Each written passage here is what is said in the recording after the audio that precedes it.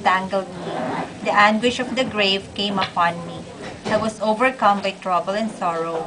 Then I called on the name of the Lord. O Lord, save me. Yes, this has been my heartfelt prayer to Him, a deliverance from physical death or one of being overcome by fear.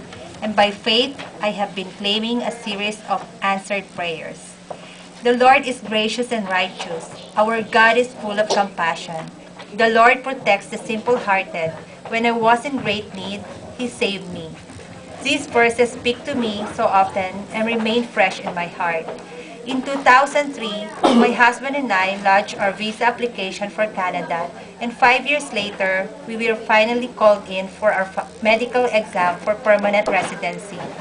Everything went well, but 2 months after, I went through a supposedly minor hysterectomy only for the medical team to discover in the middle of the operation that I had ovarian cancer. Doctors were immediately called in to assist in taking out the visible tumors.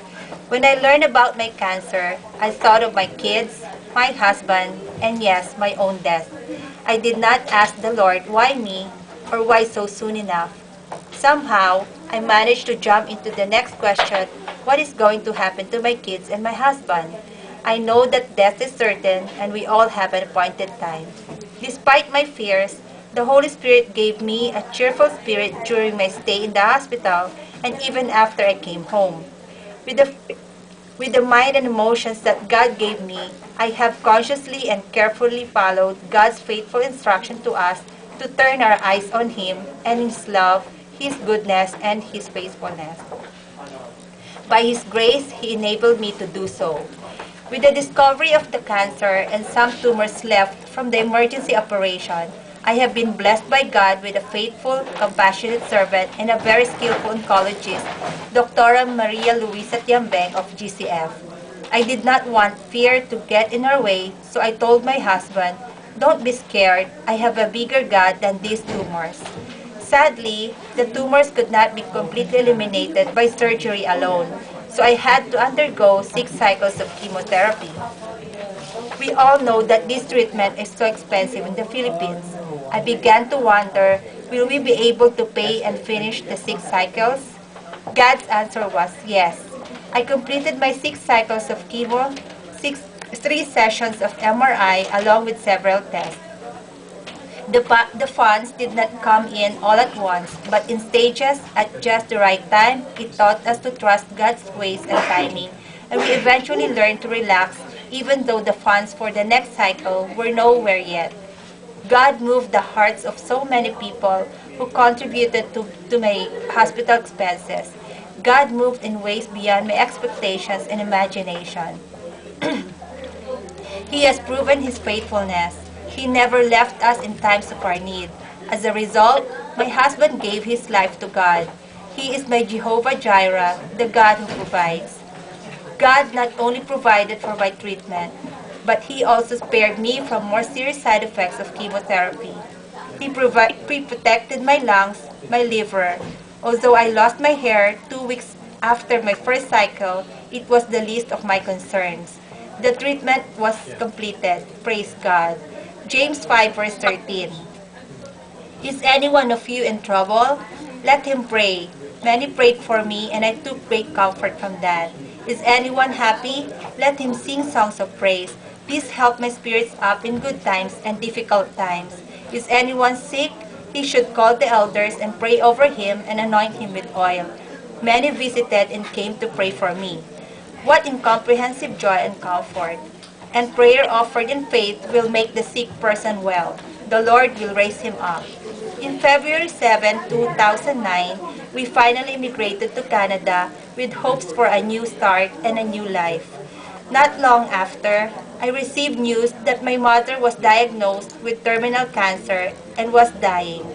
Flying back to the Philippines to visit her, I was met with the news that she had already passed away.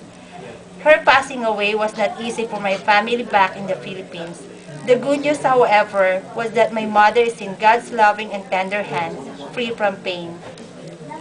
God's faithfulness during my first battle with cancer has been an instrument in moving her to fully place her faith in Jesus Christ.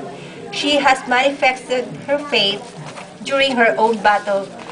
To date, God has been working in the lives of my father and siblings. Back from the trip, I was once again met by new test results from healthcare team at Princess Margaret Hospital here in Canada showing a recurrence of ovarian cancer. It was not a total surprise to me that the cancer would be triggered again by the series of stressful events. Whether this was the reason or not, I believe God has allowed it for a good reason. Moreover, I knew I would be taken care of by God's loving hand again. Strangely as it may seem to others, including myself, a growing feeling of excitement with the Lord in this battle was again taking place.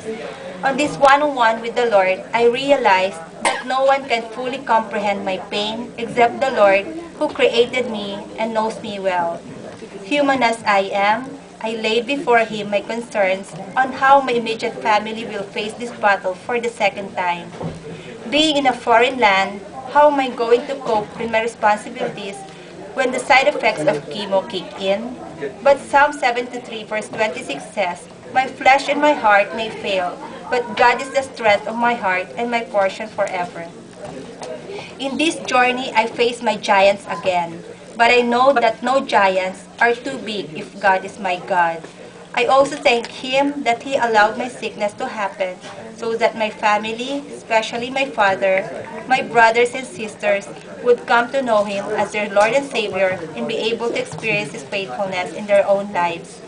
All things work together for good to those who love the Lord. The journey continues.